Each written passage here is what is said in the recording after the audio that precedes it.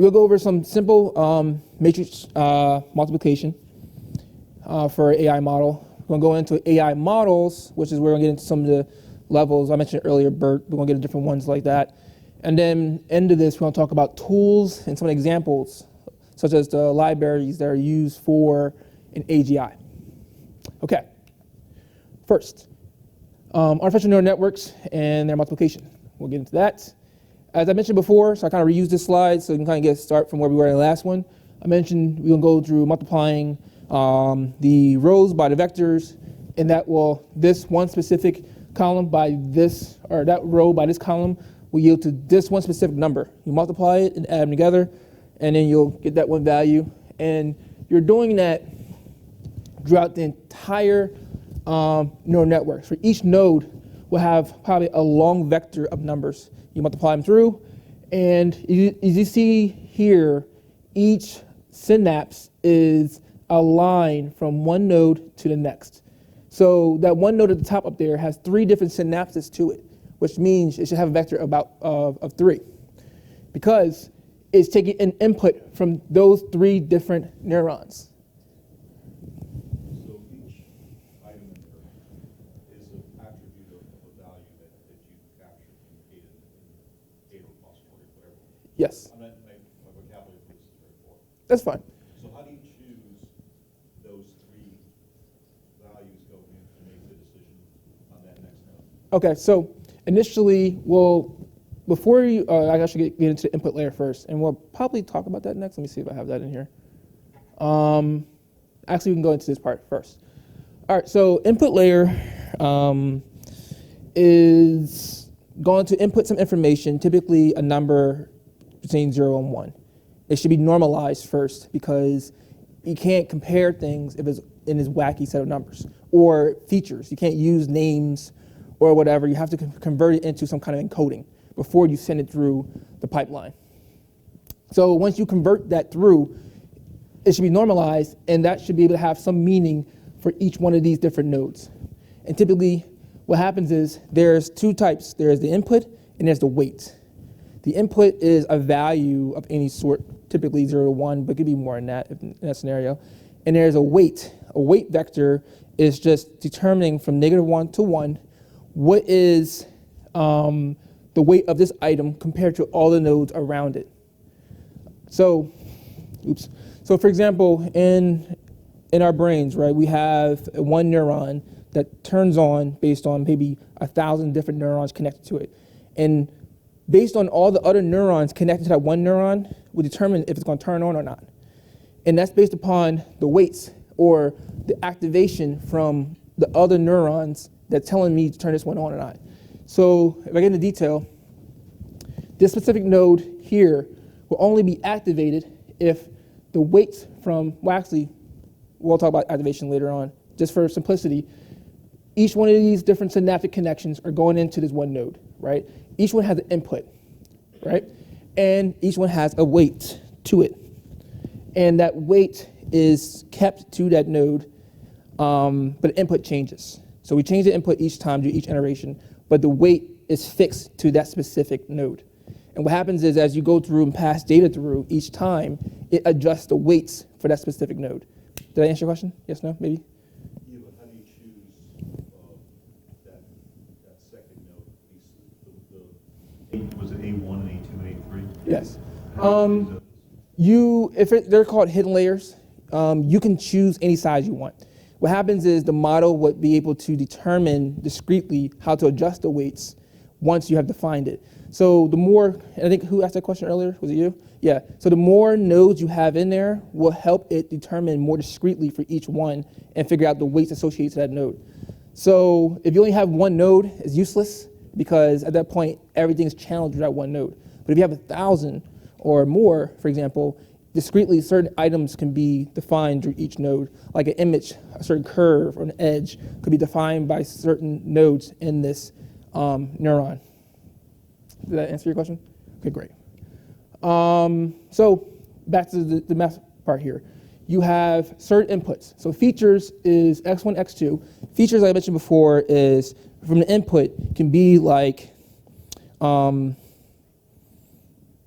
a piece of, for example, I have different combinations. I'm gonna pick up Pierre because Pierre's sitting right there. So I see, so a feature could be, I see eyes, I see a lips, and then drew that network ends up being a person. Or a feature might be something else like a fish. You determine the different type of mammal it may be based upon the feature sets. So those are features that come in and they have their values, and then each one of those X's there are each input after the model has cycled through, 1,000, million, 100 million times. Right now I'm only showing 3 cycles. And this is supervised learning because we have a Y which has the output values. Typically in a unsupervised learning, you don't have the Y value because you don't know. But in supervised learning, you do. Okay, so getting a little more deeper into that, input time to wait, as I mentioned before, would be able to give me that particular value. And then over here, again, through the matrix multiplication, would take the one node multiplied by the weight, and same thing going forward for all the ones that are connected to that one node, as I showed here. That same multiplication we did here on the side here is pretty much that part down there. Sum them up, give me a new value, and that's going to be placed in for that particular matrix. All right. Now we get into the fun stuff. We're going to walk through this matrix multiplication system, and we're going to get into what you mentioned earlier about the thinkmoat function down here, was to be able to calculate an activation function to move the node forward. So, input layer. Broken down, I'm only showing 4 sets of input here, right? But again, there are 3 different input layer nodes. A bias is something we apply to all neural networks because we want to make sure that it never goes into this undefined situation.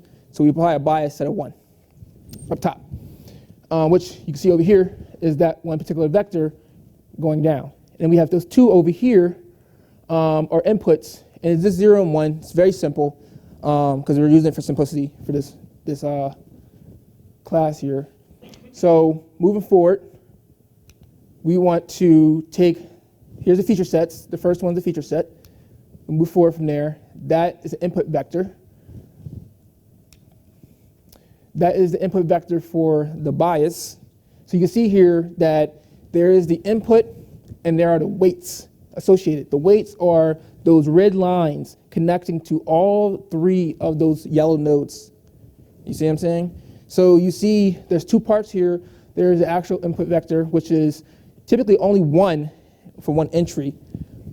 But so the weights at 0.5, is that because you want to give it an unbiased, you have an even chance of going one way or another, and then as the machine learns and it provides a loss function or something, it adjusts those weights to be correct over time? So initially when you first start, you are giving an arbitrary set of values, and 0.5 is a good setting point. Or 0, well, I wouldn't use 0 because sometimes they become problems, but a lot of times they do use zeros to start off with, but we use 0.5 in this scenario. But yeah, those are the weights you start with, and as you're talking about, those weight vectors is what stays. The input goes away. No one cares about the input. Once you use the input one time and move on to the next value, the input's lost. It's not necessary anymore. What's kept are the weight vectors. That one matrix over there in the middle is kept because those are kind of the signature or the pattern that represents a particular action moving forward. So keep the weights, forget the input. The input are good data to bring it through to train. You train your data through the input, but the weights are kept as a model moving forward, and you put that into production and use that to determine if there's a cat or dog or whatever you want to figure out. So here's one feature set outside the bias. Again, same concept. You have the weights, and you have the input layer, and you have the connections to those input layers.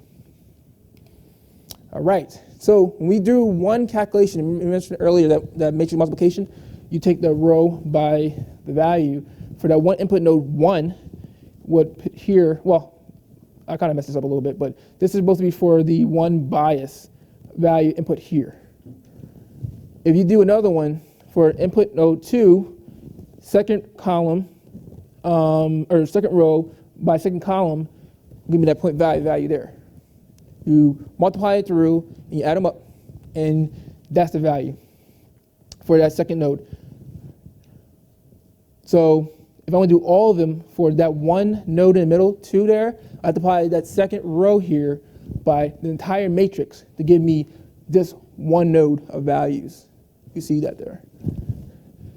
Then for the entire layer, I have, for all of them, you multiply everything through and get the second layer, the hidden layer state.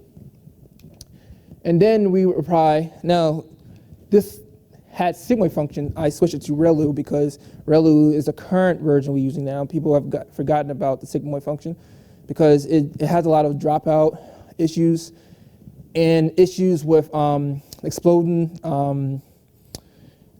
gradients that goes over and beyond, or it goes towards 0 after a long iterations of data.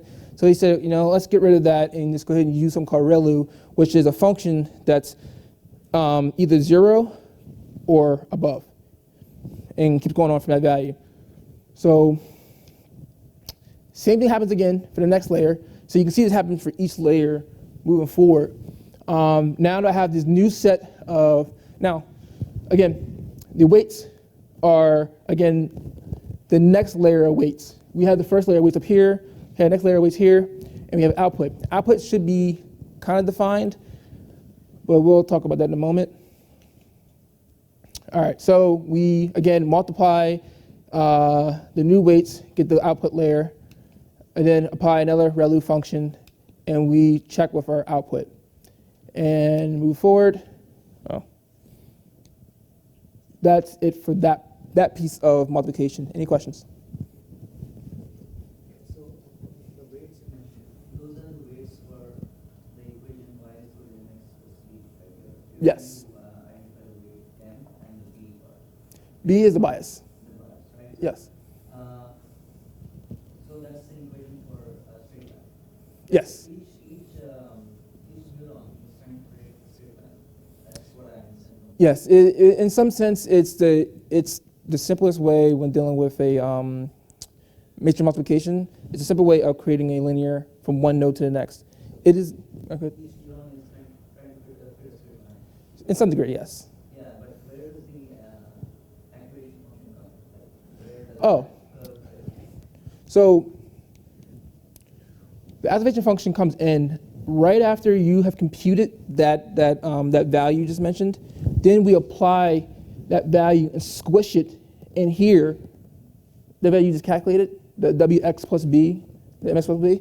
We squish it in here and push that value in between 0 and 1, or negative 1 and 1. But we don't use this function anymore. We kind of keep the current value and move that forward. Yeah, we use that for what? We use the output of this activation function. We use where? Into the next neuron. So as the weight into the next neuron. So when we calculate the adjusted weight, we'll keep the weight there, and that will be the actual input into the next neuron. Because the thing about it is, this value is considered the actual neuron input. You see what I'm saying? And then we use that input into the next one, and of course there's a long layer of whatever size that is, and compute that.